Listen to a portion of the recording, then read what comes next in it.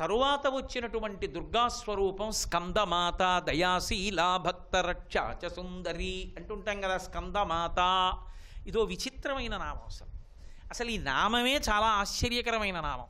స్కందుడు అన్న మాటకు అర్థం ఏమిటంటే గర్భస్రావమైతే పుట్టినవాడు. గర్భస్రావమైతే పిల్లాడు ఎలా బతుకుతాడు? పైగా స్కందమాత అన్న మాటకు అర్థం ఏమిటి? గర్భస్రావమైతే ఎవరు పుట్టాడో వాడికి తల్లి. అంతే కదూ దాని అర్థం. గర్భస్రావమై ఏ పిల్లవాడు పుట్టాడో ఆ పిల్లవాడికి ఆమె తల్లి అని చెప్పాలి అంటే ఎవరికి గర్భస్రావమైంది, ఎవరు పుట్టారు, ఏ పిల్లాడికి స్కందుడు అని లోకంలో పేరు వచ్చింది. అంటే ఒకానొకప్పుడు పరమశివుని యొక్క తేజస్సు స్ఖలనమైతే ఆ తేజస్సుని ఎవ్వరూ పట్టుకోలేకపోతే భూమి స్వీకరిస్తే, స్వీకరించినందుకు పార్వతీదేవి శపిస్తే, భూమి స్వీకరించినటువంటి పరమశివుని యొక్క తేజస్సు అగ్నిహోత్రుడు తనలో నిక్షిప్తం చేసుకుని ఉంచుకుంటే తరువాతి కాలంలో తారకాసుర సంహారం కోసమని సుబ్రహ్మణ్యేశ్వర స్వామి అవతరించవలసినటువంటి అవసరం ఏర్పడితే పార్వతీ పరమేశ్వరుల యొక్క పుత్రుడిగా సుబ్రహ్మణ్యుడు పుట్టాలి కనుక అగ్నిహోత్రుడి యందు పరమశివుని యొక్క తేజస్సుంది కనుక బ్రహ్మగారు పిలిచి, అగ్నిహోత్రుడా నీలో ఉన్న పరమశివుని తేజస్సుని గంగమ్మ యందు విడిచిపెట్టు. ఎందుకని? పార్వతీదేవి అక్కగారు గంగాదేవి కనుక, హిమవంతుని పెద్ద కుమార్తె కనుక శివ తేజస్సుని ఆమెలో విడిచిపెడితే ఆవిడికి కోపం రాదు, అందుకని గంగలో విడిచిపెట్టు, గంగ కొడుకుని కంటుంది అన్నాడు. అంటే ఇప్పుడు అగ్నిహోత్రుడు వెళ్ళి ప్రార్థన చేశాడు గంగాదేవిని. గర్భంధారయ వై దేవీ దేవతానామిదం ప్రియం తస్య తద్వచనం శ్రుత్వా దివ్యం రూపమధారయత్ అన్నారు వాల్మీకి మహర్షి బాలకాండలో. గర్భం ధరించు అని 10 మందితో కలిసి వెళ్ళడకూడదు ఆడదాన్ని. ఇది దేవతల కార్యం, పరమశివుని తేజస్సు అమ్మా నువ్వు పొంది గర్భం ధరించి బిడ్డన్ని కంటే ఆ తారకాసుర సంహారం అవుతుందమ్మా, అందుకని దివ్యమైన రూపం ధరించి ప్రసన్న హృదయంతో స్వీకరించు, తేజోవంతుడైన కుమారుడు కలగాలి కనుక అని అడిగాడు. సరే స్వీకరిస్తానంది గంగ. ఇప్పుడు అగ్నిహోత్రుడు తనలో ఉన్న శివ తేజస్సుని గంగ యందు ప్రవేశపెట్టాడు. ఇప్పుడు గంగ స్వీకరించింది, ఆమె గర్భంలో పెరిగి పుట్టాలి కొడుకు. కానీ శివ తేజస్సు గంగలోకి ప్రవేశించగానే క్షుభితమైపోయింది ఆవిడ. ఆ శివ తేజస్సుని పట్టలేకపోయింది, ఉడికిపోయి అమ్మ బాబోయ్ ఈ వేడి నేను భరించలేను, ఈ పిండాన్ని విడిచిపెట్టేస్తానంది. ఇంకా పూర్తిగా ఏర్పడనటువంటి ఆ పిండాన్ని వదిలిపెట్టేస్తానని భరించలేక బాధపడుతున్నటువంటి గంగమ్మతో అగ్నిహోత్రుడు దేవతలు ఆ పిల్లాన్ని నీ కడుపులోంచి జారిపోతున్నవాణ్ణి, ఇంకా నిండుగా ప్రసవ సమయం ఆసన్నం అవ్వకుండానే జారిపోతున్నవాణ్ణి, గర్భస్రావం అవుతున్నవాణ్ణి తీసుకుని వెళ్ళి హిమాలయ పర్వత ప్రాంతములలో ఉన్న చిన్న కొండ మీద ఉన్న రెల్లు దుబ్బులలో విడిచిపెట్టేవన్నారు. తీసుకెళ్ళి గంగమ్మ వదిలేసింది. అక్కడ పుట్టాడు. గంగకి గర్భస్రావం అయితే పుట్టాడు కాబట్టి స్కందుడు అని పేరు వచ్చింది. గంగకి గర్భస్రావం అయితే పుట్టిన వాడికి నవదుర్గలలో వచ్చిన అమ్మవారికి స్కందమాత అన్న పేరు ఎలా అన్వయం అవుతుంది? గంగా గర్భం కదా స్రావమైంది, అమ్మవారు ఎలా తల్లి అయింది? అక్కడ స్కందమాత అన్న నామం ఎలా అన్వయం అవుతుంది? అంటే దీన్ని త్రిపుర రహస్యంలో చెప్పారు అని. ఒకానొకప్పుడు ఒక ఆశ్చర్యకరమైన సందర్భం. అసలు మీరు జాగ్రత్తగా గమనిస్తే అమ్మవారి యందు ఒక చమత్కారం ఉంటుంది. ఆవిడ కావాలని మన్మధుణ్ణి ప్రేరేపిస్తుంది ఒక్కొక్కసారి. ఎలా ప్రేరేపిస్తుందో తెలుసా? పరమ మహితాత్ముడు, అపార జ్ఞాన సంపన్నుడు, ఆచారనిష్ట కలిగినటువంటి వాడు, బ్రహ్మవేత్త, బ్రహ్మజ్ఞానం ఉన్నవాడు, అటువంటి వాడికి అకస్మాత్తుగా కామం పుట్టి ఆయన యొక్క వీర్యము స్ఖలనమయ్యేట్టు చేస్తుంది మన్మధుణ్ణి ప్రేరేపించి. మరి అలా చేయడం తప్పు కదా, ఎందుకు అలా చేయడం?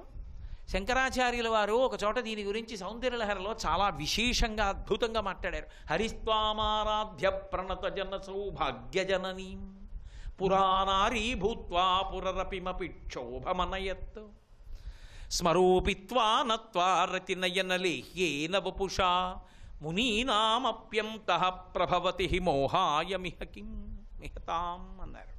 అమ్మా నువ్వు ఎంత శక్తివంతురాలివంటే ఎందుకు పనికి రాకుండా పోయి శరీరం కాలిపోయినటువంటి మన్మధుడికి నీ యొక్క అపాంగతే లబ్ధ్వా కడగంటి చూపుతో శక్తినిచ్చేశావు. ఇప్పుడు ఆ మన్మధుడు ఏం చేస్తున్నాడు? మీ ఆయన మీదే బాణాలు వేసి బావమరిది శ్రీ మహావిష్ణువు వెంట పరిగెత్తేట్టు చేశాడు, శివుడికి వీర్యస్ఖలనం అయ్యేట్టు చేశాడు. ఎంత గొప్పదానివమ్మా అన్నారు. ఇది మొగుడిని బజారులో పరేయడమా, మొగుడికి కీర్తి తేవడమా, ఇంకేం పాతివ్రత్యం? ఎలా శ్లోకానికి అర్థం అన్వయం చేయడం అంటే, అమ్మవారు పరమశివుడికి కూడా కామం కలిగేట్టు చేసింది ఒకప్పుడు మన్మధుడిని ప్రేరేపించి. ఎందుకని అంటే దానికి ఒక కారణం ఉంది. హరిస్వామారాధ్య ప్రణతజన సౌభాగ్యజననీం, ప్రణతజన సౌభాగ్యజననీం. ఏ ఆడది ఆమె ముందు వంగి నమస్కరిస్తుందో వారికి సౌభాగ్యం ఇస్తుంది. లేదు, పురుషులైనా సరే ఆమె ముందు వంగి నమస్కరిస్తే చాలు సకల సంపదలను ఇస్తుంది. అటువంటి తల్లిని ఉపాసన చేశారు శ్రీ మహావిష్ణువు. ఎప్పుడు మోహినిగా తాను అమృతాన్ని పంచిపెట్టేటప్పుడు లోకంలో అందం అంటే అమ్మవారిదే కనుక ఆ అందం తనకి రావాలి మోహినిగా అని అమ్మవారిని ఉపాసన చేశాడు. అమ్మవారంది నా అందం నీకు ఇస్తున్నాను అన్నయ్య అంది. విష్ణువు వైష్ణవి నారాయణ నారాయణి ఇద్దరు అన్నా చెల్లెళ్ళు. అందుకని నేను ఇస్తున్నాను అందం అంది. ఇప్పుడు శ్రీ మహావిష్ణువు మోహిని రూపంతో అచ్చో అమ్మవారిలా తయారయ్యాడు. రాక్షసులు ఆయన్ని చూసి భ్రమపడ్డారు. రాక్షసులకి పెట్టకుండా దేవతలకి పెట్టి లోకాలని రక్షించాడు. ఈ విషయం పరమశివుడికి చేరింది. ఏమంటే మీ బావమరిది అచ్చు మీ ఆవిళ్ళే ఉంటాడంటే మీరు చూశారో చూడలేదో ఎప్పుడైనా? మీ బావమరిది తువ్వాలి ఇలా వేసుకుంటే అచ్చు మీ ఆవిడలాగే ఉంటాడండి అంటే ఏది ఓసారి వేసుకోరా చూస్తానంటాడు. అంటే తన భార్యలా ఉన్నాడు చూడాలని. అలా ఏమిటో శ్రీ మహావిష్ణువు అలా ఉన్నారట చూడాలని పరమశివుడు బయలుదేరాడు. ఏదో ఒక్కసారి మోహినిలా కనపడు అన్నాడు. ఎందుకులేండి బావగారు, ఇప్పుడు అవన్నీ ఏదో అయిపోయింది కదా, హలాహల అమృతోత్పాదనం అమృతాన్ని పంచిపెట్టడం అయిపోయి ఇప్పుడు ఎందుకు ఎదురు ఆ వేషాలన్నీ అన్నాడు. అబ్బే అలా కాదు, ఒకసారి కనపడవాయ్. బావమరిది సంతోషం కదా మరి, అందుకని ఒకసారి ఆయన మళ్ళీ మోహిని వేషం కట్టి అలా నడిచి వెళ్తున్నాడు. అచ్చు వాళ్ళ కనపడడంలో ఆయన వెంటపడ్డాడు. అంటే మీరు నన్ను ఒకటి అడగచ్చు, ఏమండి పరమశివుడు కదా, ఈశాన సర్వ విద్యానాం ఈశ్వర సర్వభూతానాం బ్రహ్మాధిపతి బ్రహ్మణోధిపతి బ్రహ్మ శివోమి అస్తు సదాశివోం. తెలియదండి బావమరిది వేషం కట్టాడని అడిగింది తనే కదా, అమ్మవారు పక్కనే ఉంది కదా, పరిగెత్తడం ఏమిటండి, ఏమిటి పురాణాలు ఏమిటి కథలు ఇవన్నీ విని ఎలా నమస్కారాలు పెట్టమండి అని అడగచ్చు. అలా పరిగెత్తేట్టి ఆవిడే చేసింది. ఆవిడ శక్తిస్వరూపిణి. ఆవిడ అలా ఎందుకు చేసిందో తెలుసా? ఆయన పరువు వీధిలో పడేయడానికి కాదు. మహిషి అని ఒక రాక్షసి ఉంది, అదనుకుంది ఇద్దరు పురుషులకి పిల్లలు ఎలా పుడతారు, అందుకని శివకేశవులకి బిడ్డడు పుడితే వాడి చేతిలో చచ్చిపోతారు. ఇప్పుడు వాళ్ళిద్దరికీ పిల్లాడు పుడితే తప్ప మహిషి సంహారం అయితే తప్ప లోకాలు చల్లగా ఉండవు. అందుకని మన్మధుడికి శక్తినిచ్చి పరమశివుడికి కామం కలిగేట్టు చేసి వీర్యస్ఖలనం చేయించి శివకేశవులకి బిడ్డడు పుడితే అయ్యప్పని చేసి దేవాలయంలో కూర్చోబెట్టి మహిషి సంహారం చేయించింది ఆవిడ. ఒకానొకప్పుడు సన్యాసాశ్రమము అంటే ఇక తిరుగులేనటువంటి సన్యాసాశ్రమ ధర్మానికి రాశీభూతమైనటువంటి స్వరూపం కామకోటి పీఠాధిపత్యం వహించిన ప్రాతస్మరణీయులు చంద్రశేఖరేంద్ర సరస్వతి మహాస్వామి. వారు సన్యాసాశ్రమానికి ఎటువంటి ప్రతీకయో గృహస్థాశ్రమానికి అంతటి ప్రతీక తాడేపల్లి రాఘవనారాయణ శాస్త్రి గారు. అందుకే ఎవ్వరింటికి అలా వెళ్ళలేదు మహాస్వామి.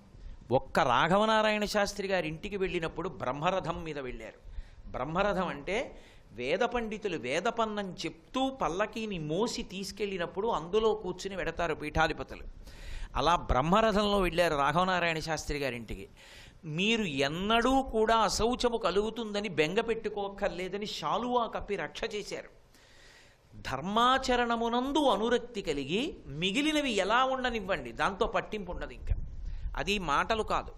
నేను మీతో ఒక్క మాట చెప్పాలి అంటే తేలికగా అర్థమవ్వడానికి చెప్పగలిగిన ఉదాహరణ ఒక్కటే, రామచంద్ర ప్రభువు. రాముడు చూడండి, తండ్రి ఒక మాట అంటే తండ్రిని సత్యమునందు నిలబెట్టడానికి నాన్నగారి ఇచ్చిన మాట నిజం అవ్వాలి. అది పుత్రుడిగా నా ధర్మం. నేను అరణ్యానికి వెడితేనే నాన్నగారు సత్యం పలికినట్లు అవుతుంది, నేను వెళ్ళకపోతే నాన్నగారు అసత్యం పలికినట్టు అవుతుంది. ఆ వరం నిలబడలేదు. పుత్రధర్మంగా తండ్రిని నేను నిలబెట్టాలి, ఆయన మాట నిలబడాలి, అందుకు వెళ్ళిపోతాను అరణ్యానికి అని వెళ్ళిపోతున్నాడు. కౌసల్యాదేవి పిలిచి ఒక మాట అంది, యం పాలయసి ధర్మంత్వం ధృత్యాచ నియమేనచ సవై రాఘవశార్దూల ధర్మస్త్వాం అభిరక్షతు. ధృత్యాచ నియమేనచ, ఏ ధర్మాన్ని రామా నువ్వు నమ్ముకున్నావో, ఇవాళ రాజ్యం వదిలేసినా పర్వాలేదు ధర్మం కావాలంటున్నావో, అదే ధర్మం కోసం రాబోయే కాలంలో ఎన్ని కష్టాలు వచ్చినా నిలబడగలిగిన శక్తి నీకు కలుగుగాక. ఒక తల్లి యొక్క ఆశీర్వచనం అది. అది రామాయణానికి వారసత్వం అంటే. కాబట్టి ధర్మంగా నిలబడాలి. ధ్రియతేవా జనైరితి ధర్మం. శాస్త్రం ఎలా చెప్పిందో అలా బ్రతకగలగడం. కలిసొచ్చిందా కలిసి రాలేదా కాదు, ధృత్యాచ నియమేనచ. ధృతితో, పట్టుదలతో, నియమంతో ఎంత కష్టం వచ్చినా ధర్మాన్ని వదలనని గలగగలిగిన స్థితిని పొందెదవుగాక. రాజ్యం వదిలేస్తున్నావు, తల్లిని వదిలేస్తున్నావు, తండ్రిని వదిలేస్తున్నావు, భార్యను కూడా ఇక్కడ విడిచిపెట్టి పెడతానంటున్నావు ధర్మం కోసం. ఈ ధృతిని ఎందు నిలబడాలంది ఆవిడ. ఒక చోట రాముడే చెప్పుకున్నాడు, రాజ్యాద్భ్రష్టో వనే వాసః సీతా నష్ట పితామృత ఈదృశీయం మమావస్థ నిర్దహేదపి పావకం అన్నాడు. రాజ్యమా పోయింది, అరణ్యవాసమా వచ్చింది, సీతమ్మ కనపడకుండా పోయింది, ఎత్తుకుపోయారు, తండ్రి చచ్చిపోయాడు, స్నేహితుడు పెద్ద దిక్కు జటాయు మరణించాడు. ఎంత దుఃఖంలో ఉన్నానంటే నా దుఃఖం యొక్క వేడి అగ్నిహోత్రాన్ని కూడా కాల్చగలదన్నాడు. ఇన్ని కష్టాలలో ఉన్న రాముడు సంధ్యావందనం మానేశాడా ఎప్పుడైనా?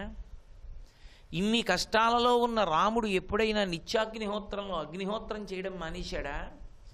ఇన్ని కష్టాలలో ఉన్న రాముడు నేను వాలితో స్నేహం చేస్తే సీతమ్మని తెచ్చేసుకోవచ్చు, ఎందుకు వచ్చిన గొడవని సుగ్రీవుని వదిలి వాలితో స్నేహం చేశాడా? ధర్మానికే నిలబడ్డాడు కనుక త్రేతాయుగం ద్వాపరయుగం వెళ్ళిపోయినా కలియుగంలో కూడా ఊరా రామాలయమే, రామనామమే. ధర్మాన్ని పట్టుకోవడం కాలాతీతుణ్ణి చేస్తుంది మనిషిని. రాముడు ఎప్పుడూ సంతోషంగా ఉంటాడు, ఎప్పుడూ ఆనందంగా ఉంటాడు. ఎందుకు ఆనందంగా ఉంటాడు అంటే హనుమ చెప్పారు, యదుర్వేద విదీతశ్చ వేదవిద్భిః సుపూజితః ధనుర్వేదే చ వేదేషు వేదాంగేషు చ నిష్ఠితః రక్షిత జీవలోకస్య ధర్మస్య పరిరక్షిత రక్షిత స్వస్య ధర్మస్య స్వజనస్య రక్షిత. ధర్మానుష్ఠానం చేస్తూ ఉంటాడు. కాలమునందు ఇప్పుడు నేను చెయ్యవలసినది శాస్త్రం ప్రకారం చేశానా లేదా? చేశాను, ఆయనకి సంతోషం. మిగిలినవి ఆయన్ని కలపవు. ఈ ధర్మం నన్ను కాపాడుతుంది, ఇదే నన్ను రక్షిస్తుంది ఎప్పుడో. అందుకని ఆయన ఎప్పుడూ ధర్మాన్ని పట్టుకుని సంతోషంగా ఉంటాడు. భారతదేశానికి అంతటికీ పెద్ద పదవి ఏదుందో అందులో తీసుకెళ్ళి కూర్చోబెట్టినా అమెరికా అధ్యక్ష పదవి కూడా నాకు ఇచ్చేస్తే బాగుండంటాడు. ఒకవేళ నిజంగా దాన్ని కూడా ఇచ్చినా వదిలేసిన ఆయనకి ఆ కోటి ఎందుకు నాకు ఇవ్వాలంటాడు. అంతే ఎక్కడ ఉంటుంది కోరికలకి? కోరికలు తీర్చడం ఆహ్లాదానికి కారణం కాదు, ధర్మాన్ని పట్టుకోవడం వల్ల సంతోషంగా ఉండగలగడం నిజమైన ఆహ్లాదం. అది తన జీవితానికి అభ్యున్నతి, లోకానికి అభ్యున్నతి, సమాజానికి ఆదర్శప్రాయము అవుతుంది, ఈశ్వరుణ్ణి చేరడానికి మార్గం అవుతుంది. ధర్మం ఎప్పుడు పట్టుకోగలడు? ధర్మం పట్టుకోవాలి అంటే భగవంతుడు ఉన్నాడు, ఆయన చెప్పిన మాట పాటించిన నాడు ఆయన అనుగ్రహానికి నేను పాత్రుడనవుతాను. ఆ పాత్రత నాకు ఏ కష్టాన్నైనా గట్టెక్కించి నన్ను సుఖంగా ఉండేటట్టు చెయ్యగలుగుతుందన్న పూనిక లోపల ఉండడం ధర్మానుష్ఠానానికి కారణం. అందుకని ధర్మమునకు ముందేముంటుంది? భక్తి ఉంటుంది. భక్తికి ధర్మానికి మధ్యలో ఆచారం ఉంటుంది. భ్రష్టత్వం ఎందుకు వస్తుంది అంటే దీనికి వ్యతిరేకమైన ప్రబోధం సమాజంలో ఎక్కువైపోతే సమాజం పాడైపోతుంది. అందుకే ధర్మ వ్యతిరేకమైనటువంటి ప్రబోధములు వ్యక్తి దుఃఖపడ్డానికి, సమాజ దుఃఖమునకు కూడా కారణములు. ధర్మ ప్రబోధము, ధర్మానుష్ఠానము వ్యక్తి సుఖమునకు, సమాజ సుఖమునకు కూడా కారణములు. రామ అన్న పేరు చెప్పుకుంటూ రాముడు ఎక్కడున్నా అక్కడ సంతోషంగా ఉంటారు. రావణ అన్న పేరు చెప్పినా రావణుడితో ఉన్నా బాధపడుతూ ఉంటారు. కారణం ఏమిటంటే ఒకటే, ఈయన ధర్మాన్ని పట్టుకుంటాడా, ఆయన ధర్మాన్ని విడిచిపెడతాడు. అది ప్రమాదం లోకంలో. చూడండి, నేను మీతో తేలిగ్గా అర్థమయ్యేట్టుగా మళ్ళీ కిందకు రావాలి అంటే, ఆచారం ఎందుకండి, ఆచారం లేదు ఏమీ లేదు అక్కర్లేదని చెప్పడం చాలా తేలిక. ఎందుకండి రామాయణం ధర్మం ఎందుకండి, ఆయన అలాగే చెప్తాడు ధర్మం పట్టుకోక్కర్లేదని చెప్పడం చాలా తేలిక. కానీ ఎవడు ఇటువంటి మాటలు చెప్పాడో వాడికే ప్రమాదం వస్తుంది చివరికి. వెనకటికి ఒక న్యాయవాది ఏదో న్యాయస్థానంలో ఒక వ్యక్తి తరపున వాదిస్తూ, మనం ఎలాగైనా సరే గెలవాలి అంటే ఒక పని చెయ్యి, న్యాయమూర్తి నిన్ను ఏవడిగినా సరే బ్యా బ్యా అంటుండు, పిచ్చివాడు అనుకుని వదిలేస్తారు, కాబట్టి ఏ గొడవ ఉండదన్నాడు. అతను బోన్లో నించుని న్యాయమూర్తి ఏమడిగినా సరే బ్యా బ్యా అంటుండేవాడు. ఇతను పిచ్చివాడయా, ఇతని మీద వ్యాజ్యం నడపడం ఎలా కుదురుతుంది, విడుదల చేసేస్తున్నాను, ఈ ప్రత్యేకంగా మీరు నా దగ్గరికి తీసుకొచ్చిన దీన్ని కొట్టిపారేస్తున్నానని చెప్పి విడుదల చేసేశారు. ఆయన బయటికి వచ్చాడు. న్యాయవాది ఎంతో సంతోషించి, చూసావా నీ చెప్పిన మంత్రం ఎలా పనిచేసిందో, నాకు ఇవ్వవలసిన డబ్బు ఇచ్చేసి రుసుమన్నాడు. ఆయన న్యాయవాది వంక తిరిగి బ్యా బ్యా అన్నాడు. అప్పుడు తెలిసొచ్చింది తను చేసిన దుర్బోధ తన దగ్గరికి వచ్చేటప్పటికి ఎలా పనిచేసిందో. రామాయణం ఎందుకు పనికొస్తుంది, భాగవతం ఎందుకు పనికొస్తుంది, ధర్మం ఎందుకు పనికొస్తుంది, మేం చెప్పినట్టు చెయ్యొచ్చని చెప్పి సంస్కరణవాదులమని పేరు పెట్టుకుని ధర్మాన్ని పాడు చేసిన వాళ్ళు చిట్ట చివరికి ఆ ధర్మం పాడైతే వాళ్ళు ఏడవలసిన స్థితి వస్తుంది. సంసారాలు విడిచిపెట్టి ముక్కు మూసుకుని తపస్సు చేసుకుంటున్నటువంటి మహితాత్ములైనటువంటి వారి మనసు కదుపుతుంటుంది ఆవిడ. ఎందుకు అలా కదపడం? మన్మథ బాణాలు వేయించి మన్మథుడికి అంత శక్తి ఎందుకు ఇవ్వడం అంటే, అటువంటి మహాత్ములైన వారి మనసు కదిలి, కామము కదిలి వాళ్ళ తేజస్సు స్ఖలనమైతే తప్ప ఈ లోకమునకు మహోపకారము చెయ్యగలిగినటువంటి మహాపురుషులు జనించరు. అటువంటి మహాపురుష జననం జరగాలి అంటే వేరొక మహాపురుషుడి యొక్క మనసు కదలాలి. అందుకు కదుపుతుంది. పరాశరుడి మనసు ఎందుకు కదిపింది అంటే, పరాశరుడి మనసు కదిలి వీర్యము స్ఖలనమైతే తప్ప వ్యాస భగవానుడు ఉదయించడు. వ్యాస భగవానుడు ఉదయిస్తే తప్ప వేద విభాగం చేసేవాడు లేడు, 18 పురాణములు చెప్పేవాడు లేడు. అందుకు పరాశర మహర్షి యొక్క మనసు కదిపేటటువంటి శక్తి అనుగ్రహించింది తప్ప ఆమెకు అదే పని కాదు. ఆమె అలా ధూర్తచేష్టితములు చేసేటటువంటి తల్లి కాదు. ఆమెకు ఒక లక్షణం ఉంటుంది, మహాత్ములు ప్రభవించడానికి ఆమె కారణమవుతుంటుంది, లోకములను సంస్కరించడం కోసం. లేకపోతే మనకి చెప్పేవాడు ఎవడుంటాడు? అటువంటి వాడు పుట్టాలి అంటే అమ్మవారి అనుగ్రహంతో మహాత్ముల యొక్క తేజస్సు కలిగితే మళ్ళీ మహాపురుష జననం కలుగుతుంది. అందుకే తెలిసి తెలియక మహాత్ముల జననమును ప్రశ్న చెయ్యవద్దు అని చెప్తారు. నీకు తెలియకపోతే నమస్కారం పెట్టి వదిలిపెట్టాయి, అంతేకాని అలాంటి వాటి జోలికి వెళ్ళవద్దని చెప్తారు. అటువంటి తల్లికి ఒక లక్షణం ఉంది. పరమ మహాత్ములైన వాళ్ళు పుట్టడానికి ఆవిడ కారణమైతే ఆవిడికి కడుపులో ఒక మహాజ్ఞానికి తల్లినవ్వాలన్న కోరిక ఉంటుందా ఉండదా? ఎంత కాదన్నా ఆవిడ ఒకరికి ఇల్లాలు, లోకానికి తల్లే కదండి. ఉండదు మరి ఆ కోరిక. అందుకే దీనికి సంబంధించిన రహస్యాన్ని త్రిపుర రహస్యంలో చెప్పారు. ఒకానొకప్పుడు సనత్కుమారుల వారికి ఓ కల వచ్చింది.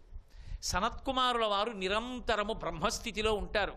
వారు బ్రహ్మమానస పుత్రులు, సనక సనందనాథుల్లో ఒకరు.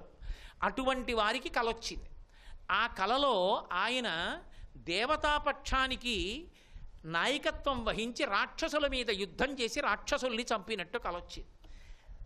అసలు దేనితోనూ సంగం లేకుండా ఎప్పుడూ నేను బ్రహ్మమును గురించి ఆలోచిస్తూ బ్రహ్మముగా ఉండేటటువంటి వాణ్ణి, నాకేమిటి ఇలాంటి ఆలోచన వచ్చింది దేవతలని రాక్షసులని ఆయన ఆశ్చర్యపోయి తండ్రి బ్రహ్మగారి దగ్గరికి వెళ్ళాడు. వెళ్ళి బ్రహ్మగారిని అడిగాడు, నాన్నగారు నాకు ఇలాంటి కల ఎందుకు వచ్చింది అన్నాడు. అంటే బ్రహ్మగారు అన్నారు, రేయ్ నువ్వు కిందటి జన్మలో ఉండగా వేదాభ్యాసం చేస్తున్నప్పుడు బ్రహ్మచారిగా ఉన్న రోజుల్లో వేదంలో రాక్షస యుద్ధాల గురించి చదివి ఎప్పటికైనా దేవతల పక్షానికి నాయకత్వం వహించి రాక్షస సంహారం చెయ్యాలనేటటువంటి కోరిక ఒకటి నీ మనసులో ప్రవేశించి వాసనాబలంగా ఉండిపోయింది. అందుకు కలొచ్చింది. ఇప్పుడు ఆ వాసన క్షయమైపోవాలంటే ఆ కోరిక తీరిపోవాలి. ఇంతటి మహానుభావుడు ఈయన కోరిక తీర్చాలి అని పరమశివుడు బయలుదేరి పార్వతీ పరమేశ్వరులు ఆకాశ మార్గంలో వచ్చి సనత్కుమారుల వారి దగ్గరికి వచ్చి ప్రత్యక్షమయ్యారు. ఆయన ఎప్పుడూ ఆ బ్రహ్మమును తలుచుకుంటూ ఉంటాడు. ఆయనకి ఒకటి ఎక్కువ ఒకటి తక్కువ ఇలా ఏముండవు, అన్నీ బ్రహ్మమే. ఏదో రమణ మహర్షి ఆశ్రమంలో కూర్చుంటే చంద్రశేఖరేంద్ర సరస్వతి మహాస్వామి గిరి ప్రదక్షిణానికి వెళ్ళారు. వెడితే ఆ శిష్యులందరూ బయటికి వచ్చి చూసి లోపలికి వెళ్ళి, అయ్యో మీరు బయటికి రాలేదేం, మహాస్వామి వారు ప్రదక్షిణానికి ఇట్నుంచే వెళ్ళారు, మీరు వచ్చి చూడలేదేమి అని అడిగారు. అంటే రమణ మహర్షి తలెత్తన్నారు, చంద్రశేఖరేంద్ర సరస్వతి అని ఒకరు, రమణులని ఒకరు, రెండున్నాయా అన్నారు. ఆయనకి ఎప్పుడూ ఉన్నదొక్కటే, ఒక్క పదార్థమునందే రమిస్తూ ఉంటారు ఆయన. అందుకని ఆయనకి రెండు లేవు. అలాగే సనత్కుమారాచార్యుల వారు సంతోషంతో తనలో తాను రమిస్తూ బ్రహ్మమునందున్నారు. ఇంకా ఆయనకి పరమశివుడు ఇంకోటి ఇలా ఏం ఉండవు. ఆయన ఇలా చూసి ఊరుకుని తన పనిలో తానున్నారు. కాసేపు నించుని పరమశివుడు అన్నాడు, ఏమో నేను లోకాలకు తండ్రిని, వచ్చి నిలబడితే పలకరించవా, అర్ఘ్యపాద్యాదులు ఇవ్వవా, ఏ అంత గర్వమా జ్ఞానినని అన్నారు. అంటే నాకు మళ్ళీ పరమశివుడు లోకాలకు తండ్రి ఎక్కువవాడు వీడు తక్కువవాడు రెండు ఇలా ద్వంద్వాలు నాకు తెలియవు, నాకు తెలిసిన్నది ఒక్కటే, అంతా బ్రహ్మమే, అందుకు ఊరుకున్నానన్నాడు. ఓహో అలాగా, అయితే నీకేమైనా వరం ఇస్తాను పుచ్చుకో అన్నాడు. లోపల పొంగిపోయి ఇంతటి మహాజ్ఞాని అని. ఆయన అన్నారు, ఇప్పుడే కదా చెప్పాను ద్వంద్వాలు లేవు, ఉన్నది బ్రహ్మమేనని, ఇంకా మళ్ళీ నాకు కోరిక ఏమిటి, నాకేం వరాలు అక్కర్లేదు ఏమీ అక్కర్లేదు అన్నారు. అయితే నిన్ను శపిస్తానన్నాడు పరమశివుడు. అంటే ఆయన అన్నాడు, శపిస్తే దేనికి శపిస్తావు? శరీరానికి శపిస్తావు, ఆత్మకి శాపం లేదుగా, శపిస్తే శపించు, నాకేం బెంగలేదు దాని గురించి అన్నాడు. అంటే సంతోషపడిపోయాడు శంకరుడు. ఏమి మహాజ్ఞానిరా, ఏమి మహానుభావుడు, బ్రహ్మతత్వాన్ని అనుభవించాడు రా అని. ఆయన అంత సంతోషపడిపోతుంటే పార్వతీదేవి ఆనందంతో పరవశమైపోయింది. ఎంతటి జ్ఞాని, ఇలాంటి వాడికి తల్లి కావాలనుకుంది. ఆయన అలా నిలబడితే సనత్కుమారుల వారు అన్నారు, పరమశివుడి వెంక తిరిగి, నీకేమైనా కావాలంటే చెప్పు, వరమిస్తానన్నారు. వెంటనే పరమశివుడు అన్నాడు, నాకు కొడుకువు కా అన్నాడు. ఈయన ఇలా అమ్మవారి వంక చూసి ఓ నవ్వు నవ్వి ఆయన వంక చూసి, నీకే కొడుకునవుతానన్నాడు. ఆవిడకు అనుమానం వచ్చింది. అంటే నీకే కొడుకునవుతానంటావేమిటి, మాకే కొడుకు అవ్వాలంది. ఆయన అన్నాడు, అమ్మ నువ్వు అడగలేదు, నేను ఇవ్వలేదు, అడగని వాళ్ళకి ఇవ్వకూడదు, అది ధర్మం. అందుకని నువ్వు అడగలేదు కనుక నీకు కొడుకుని కాను, ఆయనకే కొడుకునవుతాను. ఆవిడంది, లోకంలో ఓ ధర్మం ఉంది, పతి అడిగితే పత్ని అడిగినట్టే, పత్ని అడిగితే పతి అడిగినట్టే. అందుకని ఇద్దరం కాదు, దంపతులం ఒక్కటే, ఆయన అడిగితే నేను అడిగినట్టే, ఇద్దరికీ కొడుగ్గా రావాలి కానీ ఒకడికి కొడుగ్గా ఎలా వస్తావు? అమ్మా ఏమీ అనుకోకు, కానీ నువ్వు ఎంత జగన్మాతవైనా, ఎంత లోకరక్షణ కర్తృత్వం ఉన్నదానివైనా, అమ్మా ఒక స్త్రీ కడుపులో అధోముఖంగా పడుకొని యోని సంభవుణ్ణి కాలేనమ్మా, నేను శివుడికి కొడుకుగా వస్తానన్నాడు. ఆవిడ చాలా బాధపడిపోయింది. ఇంతటి మహాజ్ఞాని నాకు కొడుకు కాకపోతే ఎలా అని ఆవిడ ఒక కోరిక కోరింది. సరే, నా కడుపులో పెరగకపోయినా నువ్వు నాకే కొడుకువి కావాలి. అందుకే ఏం చేస్తావో తెలుసా, నువ్వు పుట్టినప్పుడు ఒకానొకప్పుడు కైలాస పర్వతం మీద భస్మాసురుడు తపస్సు చేస్తే నా భర్త అయినటువంటి శంకరుడు అనుగ్రహించి, భస్మాసురుడు దేని మీద చెయ్యి పెడితే అది భస్మమైపోయేటట్టుగా అనుగ్రహించాడు. శంకరుడు తల మీదే చెయ్యి పెడతానని భస్మాసురుడు బయలుదేరితే అంతర్ధానం అయిపోయాడు. ఆమె ఆదిశక్తి అయినా భర్తని అనుగమిస్తుంది పతివ్రతగా, తాను ఆయన్ని చంపకూడదు కనుక తాను కనపడకుండా తాను అంతర్ధానమైంది. అంతర్ధానం అయిపోయేటప్పుడు తన శరీరాన్ని ఒక నీటి కుండంగా మార్చి తటాకంగా మార్చింది. దాన్ని శరవణ తటాకం అంటారు. కైలాస పర్వతం పాదాల దగ్గర ఉంది అది. కాబట్టి నువ్వు నా శరీరంలోంచి రాను అంటే ఒక పని చేయి, నువ్వు పుట్టేటప్పుడు ఆ శరవణ తటాకంలోంచి బయటికి రా, నీకు శరవణ భవ అని పేరు, నీ మంత్రం కూడా అంతే, షడక్షరి. అందుకని శరవణ భవుడివికా అంది. అమ్మ అలాగే వస్తానమ్మా అయితే అన్నారు.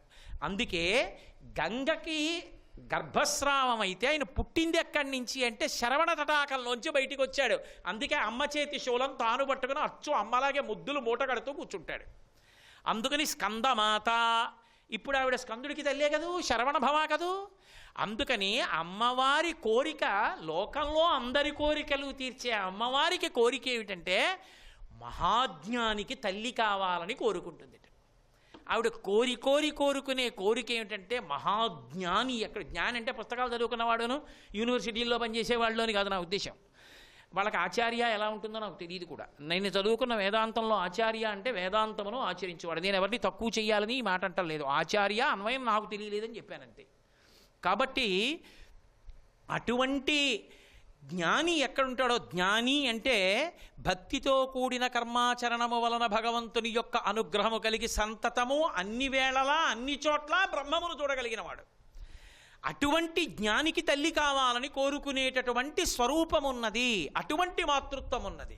కనుక సనత్కుమారాచార్యుల వారు సుబ్రహ్మణ్యుడిగా వస్తే సుబ్రహ్మణ్యుడు గంగాగర్భం నుండి స్రావమైతే స్కందుడైతే స్కందుడికి తల్లి అయింది కాబట్టి ఆమె స్కందమాత. నవదుర్గలలో స్కందమాత అన్న పేరు దేన్ని చెప్తుంది అంటే మహాపురుషుల జననమునకు కారణమవడమే కాకుండా తాను కూడా మహాపురుషులకు మహాజ్ఞానులకు తల్లి కావాలనేటటువంటి గాఢమైన కోరిక ఉన్న మాతృస్వరూపిణి.